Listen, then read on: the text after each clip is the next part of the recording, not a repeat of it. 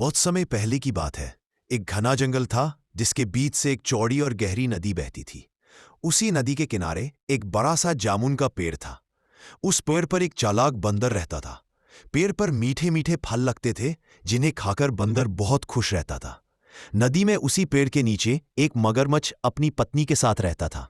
मगरमच्छ बहुत दिनों से भूखा था क्योंकि नदी में मछलियां कम हो गई थीं। दोस्ती की शुरुआत एक दिन बंदर ने देखा कि मगरमच्छ उदास बैठा है। उसने पेड़ से एक मीठा जामुन तोड़ा और नदी में फेंकते हुए कहा, मित्र, ये फल खाओ, बहुत मीठा है। मगरमच्छ को फल बहुत पसंद आया। धीरे धीरे दोनों में दोस्ती हो गई। बंदर रोज मगरमच्छ को फल खिलाने लगा।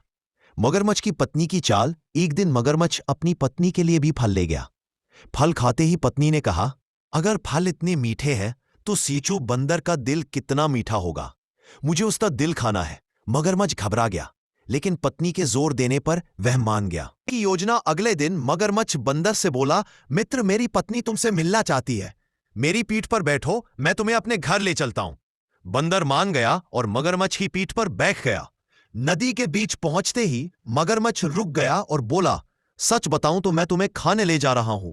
मेरी पत्नी तुम्हारा दिल खाना चाहती है। बंदर की चालाकी। बंदर बिल्कुल नहीं घबराया। उसने शांत होकर कहा, अरे मित्र, तुमने पहले क्यों नहीं बताया? मेरा दिल तो मैंने पेड़ पर टांग रखा है। चलो पहले वापस चलते हैं, दिल लेकर फिर चलेंगे। मगरमच्छ यह सुनकर खुश हो गया और जल्दी से वापस पेड़ के पास आ गया। जान बची, समझदारी जीती। जैसे ही पेड़ पास आया, बंदर फुर्ती से छलांग लगाकर पेड़ पर चढ़ गया और बोला, मूर्ख मगरमच्छ, क्या किसी का दिल शरीर के बाहर रहता है? मगरमच्छ को अपनी गलती समझ आ गई। वह शर्मिंदा होकर नदी में लौट गया। कहानी की सीख, समझदारी और बुद्धि से बड़ी मुसीबत से भी बचा जा सकता है।